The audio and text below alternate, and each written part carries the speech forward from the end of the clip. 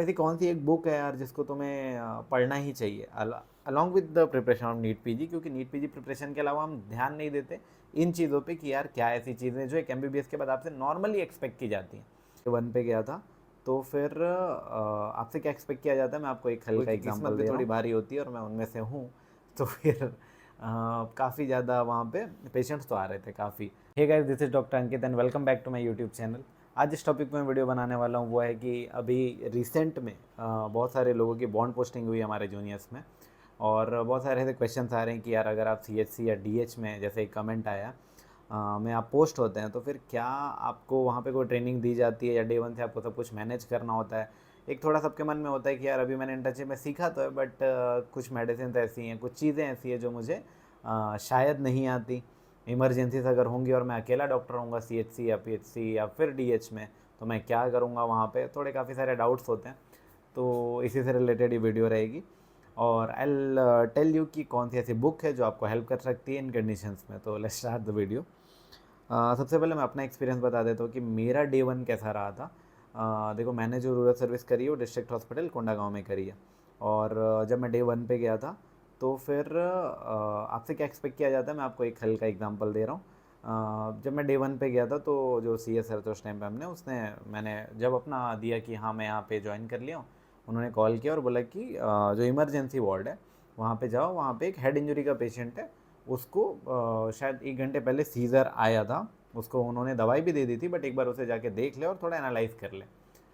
जब मैं वहाँ पे गया तो मैंने वहाँ देखी कि मेडिसिन लिखी हुई थी, ये है वो है, और मुझे ये पता था कि हाँ हमें हेड इंजरी के पेशेंट में इफ़ अगर वो कोई हेमरेजिक हमें नहीं लग रहा है और सीटी अगर हो चुकी है तो वी कैन गिव मैनिटॉल, अगर हमको लग रहा है कि भाई कुछ सिम्टम्स इस टाइप के आ रहे हैं। बट कॉन्फिडेंस नहीं था, कॉन्फिडेंस डे वन पे नहीं था कि यार कैसे मैनेज करेंगे और क्या मैं चीज़ें लिखूंगा, क्योंकि देखो कंसिक्वेंसेस है उस चीज़ों के। आपने लिख दिया, कुछ गलत लिख दिया, सिस्टर्स को पता होता है, सिस्टर्स शायद वो देंगे नहीं और रिकन्फर्म भी करेंगे, बट स्टिल जो काम कर रहे हैं बहुत टाइम से, सिस्टर एक्सपीरियंस होंगे, उनको ये आइडिया होता है कि ये नहीं, ये बहुत कुछ गलत है करके। बट वो होता है ना कि आपकी एक इमेज होती है, आप एमबीबीएस करके गए और स्टार्टिंग में ही। तो उस दिन मुझसे फिर थोड़ी देर बाद सर भी आ गए, हमारे सीनियर्स थे, उन्होंने मैनेज वैनेज किया, और डे वन पे कुछ ऐसे गलती नहीं हुई, बट मैं बस बता रहा हूँ कि वो थ्रिल था डे वन का। फिर मुझे पीडियाट्रिक्स में काम करने को बोला गया, क्योंकि एमसीएच में ऐसे पोस्टिंग मिली थी, और किस्मत हमारी काफ़ी अच्छी थी कि हमारे जो सीनियर्स थे जो पीडियाट्रिक डिपार्टमेंट के, जो doctor Rudra sir, doctor Baghel sir, वो काफ़ी अच्छे थे। तो हमें 3 से 4 महीने हमने एनआईसीयू और पीडियाट्रिक्स और एचडीयू जो होता है उसके पीडियाट्रिक्स का नॉर्मल ओपीडी, ये सारी चीज़ों में हमने काम किया। हम तीनों डॉक्टर्स थे, मैं, डॉक्टर सुमित, डॉक्टर अनामिका। हमें काफ़ी अच्छी एक वो ट्रेनिंग मिल गई पीडियाट्रिक्स की। मैंने बाद में इवन एम्स में 15 दिन की ट्रेनिंग भी करी इस चीज़ को लेके। तो एक काफ़ी अच्छा एक पार्ट मुझे वहाँ पे मिल गया। बट सबके ऐसा होता नहीं है कि पीडियाट्रिक्स को आपको अलग से कोई ट्रेन करेगा, बट हाँ मुझे है कि पीडियाट्रिक्स वाला पार्ट मुझे काफ़ी अच्छे से वहाँ पे सीखने को मिला। सेकेंड चीज़, जो कैजुअलिटी की ड्यूटी थी वो मेरी लग गई थी लगभग मैं 27th day of my bond posting पे। मुझे अचानक से एक दिन कॉल आया जब मैं ओपीडी में बैठा था पीडियाट्रिक्स के, कि आपकी आज कैजुअलिटी ड्यूटी और यू हैव टू मैनेज। मुझे लगा कोई सीनियर होगा वहाँ पे, बट जब मैं गया तो कोई वहाँ पे सीनियर नहीं था, और केसेस बहुत सारे आ रहे थे। कैजुअलिटी यार डिस्ट्रिक्ट हॉस्पिटल की हर जगह की हेक्टिक होती है, और कई लोगों की किस्मत भी थोड़ी भारी होती है, और मैं उनमें से हूँ।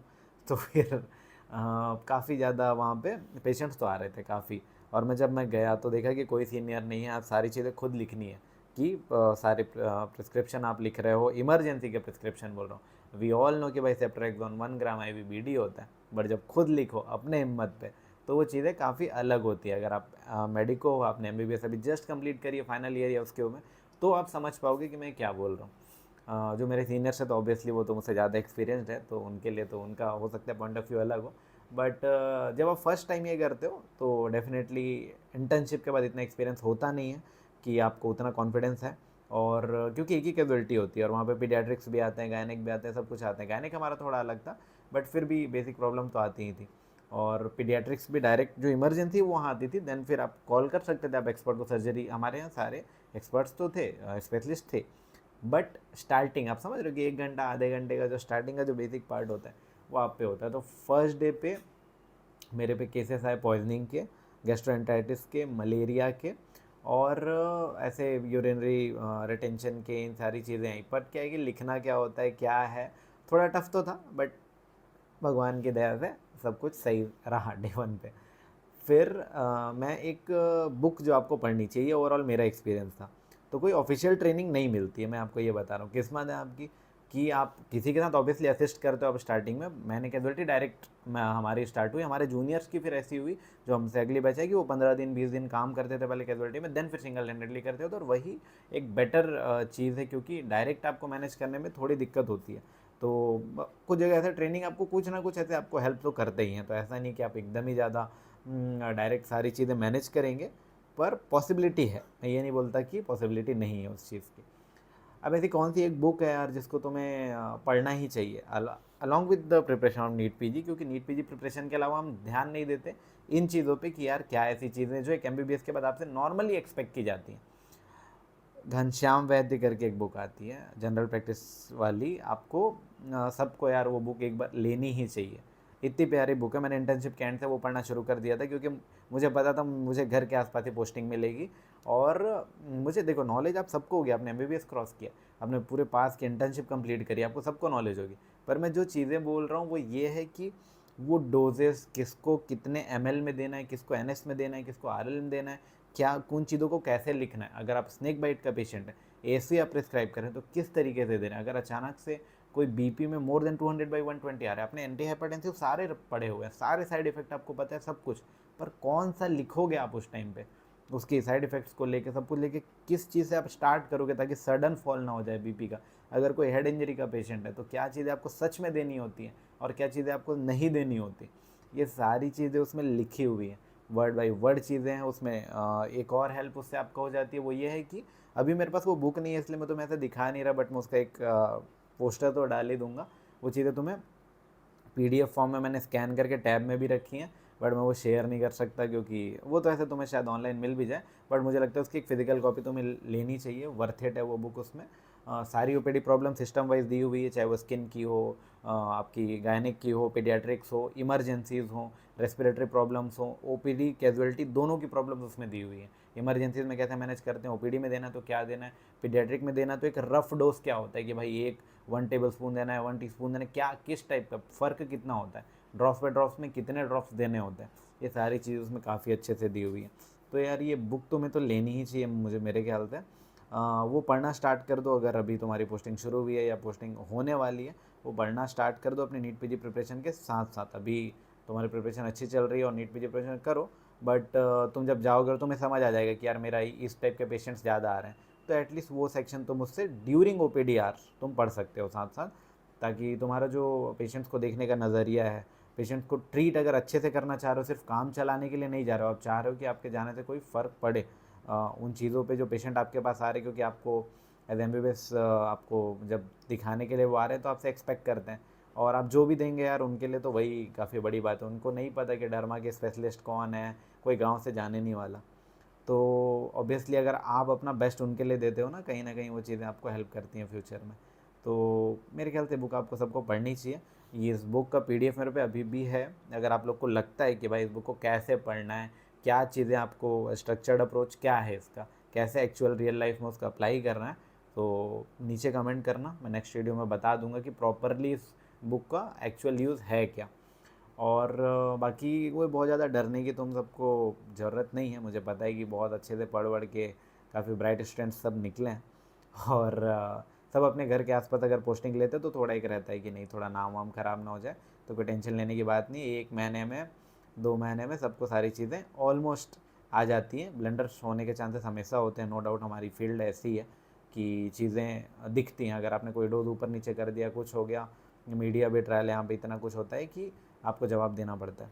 तो इसलिए मैं बोल रहा हूँ कि थोड़ा कॉशियस होकर इस चीज़ के बारे में थोड़ा देर याद रख लेना। पीडियाट्रिक डोजेस खासकर किस में क्या देना है, किस में नहीं देना है, एक्चुअल में लिखना कैसे है, ये सारी चीज़ें उनको तुम्हें मिल जाएंगी। ब्रांड नेम एक ऐसी चीज़ है जो हमको एमबीबीएस के टाइम बिल्कुल नहीं आइडिया होता। थोड़ी चीज़ें पता होती है ऑब्वियसली, अगर आप मेडिकल बैकग्राउंड के हो तो आपको पता होगा, बट मैं एक नॉर्मल लोगों के लिए बोल रहा हूँ जो मेडिकल बैकग्राउंड से नहीं है। तो क्या होता है कि आपको ब्रांड नेम के बारे में उतना आइडिया होता नहीं है। अगर कोई मेडिकल में खड़े होकर बोले कि आपके ही कोई चाचा बोले कॉल करके कि बेटा मैं यहाँ खड़ा हूँ, मुझे सूखी खांसी हुई है, क्या दूँ, तो आप ये तो नहीं लिखोगे सिरप कफ सिरप दे दो, कितना अजीब लगेगा आपको। तो आपको नॉर्मल ब्रांड नेम क्या होते हैं कफ सिरप के, क्या आपको बोलना चाहिए, कौन सी चीज़ें कॉमन है, ये सारी चीज़ें उस बुक में मिलेंगी। कोई बोल रहा है कि मुझे स्किन हेयर फॉल की प्रॉब्लम है, कि आपकी ओपीडी में आया कोई, आपने इन्वेस्टिगेशन कराई, आपको पता है कि हाँ चलो आयरन डेफिशिएंसी बहुत कॉमन है, वो नॉर्मल आ गया बाई चांस, क्या लिखोगे आप? किश किंग तेल लिखोगे? आंवला तेल लिखोगे? नहीं, आपको कुछ मेडिसिनल कुछ लिखना पड़ेगा। आप कुछ चीज़ें एक आध तो एक टाइम के बाद, मैं नहीं बोल रहा कि सबको मेडिसिन की ज़रूरत होती है, बट आप समझ रहे हो, काम चला सकते हो हमेशा आप मल्टीविटामिन ये सारी चीज़ें करके, पर एज अ चेंज लाने के लिए आपको एक कुछ प्रिस्क्रिप्शन में कुछ अच्छा करने के लिए ये बुक काफ़ी हेल्प करती है। बाकी जो एक्चुअल प्रैक्टिकल अगर आपके सीनियर्स वहाँ पे अवेलेबल हैं तो उनसे वो मतलब काफ़ी बेटर है कि वो कैसे प्रैक्टिस कर रहे हैं, आप वो देखो क्या वो चीज़ें इंप्रूव कर रहे हैं, फिर इस बुक की आपको ज़्यादा ज़रूरत ना पड़े, थोड़ी बहुत ही पड़ेगी। पर अगर आप ऐसे सिचुएशन में हो जहाँ पे कभी आप हेल्प नहीं कर पा रहे हो, कभी कोई फ़ोन नहीं उठा रहा और आप ऐसा लग रहा है कि नहीं, इसको आप थोड़ा पढ़ोगे ना तो आप एक बेस रेडी हो जाएगा, उसके बाद आप जो भी करोगे उसके कोई सीनियर अगर आपको सिखा रहा है तो ऑब्वियसली जो प्रैक्टिकल चीज़ें हैं उसको कोई बुक कभी रिप्लेस नहीं कर सकती, बट हमारी टेक्स्ट बुक से काफ़ी डिफरेंट बुक है और you must give a try. कोई प्रमोशन नहीं है, कोई पेड प्रमोशन तो भाई अभी क्या ही है, इसमें कुछ नहीं है, बट मैं ऐसे बता रहा हूँ कि तुम्हें ये करनी चाहिए। तो मिलते हैं नेक्स्ट वीडियो में। नेक्स्ट वीडियो में मैं ट्राई करूँगा कि मैं वो वीडियो जो बहुत टाइम से पेंडिंग है 6 महीने से, कि मैं रायपुर से केशकाल से जब अपनी कार ड्राइव करके पोरबंदर तक आया था, विच इज़ अराउंड 17 या 1800 किलोमीटर्स, तो कैसा रहा, क्या चीज़ें हुई, और 2 दिन में हम लोग यहाँ पे आ गए थे, मेरे साथ एक और भाई थे। तो नेक्स्ट टाइम हो सके तो मैं उसका व्लॉग डालने का ट्राई करूँगा, और मिलते हैं यहाँ नेक्स्ट वीडियो में। अगर तुम्हें कोई और डाउट्स इससे रिलेटेड, नीट पीजी से रिलेटेड या कुछ ऐसा जो मैं तुम्हारी हेल्प करूँ तुम्हें लगता है, तो डेफिनेटली नीचे कमेंट करो। मिलते हैं नेक्स्ट वीडियो में, बाय।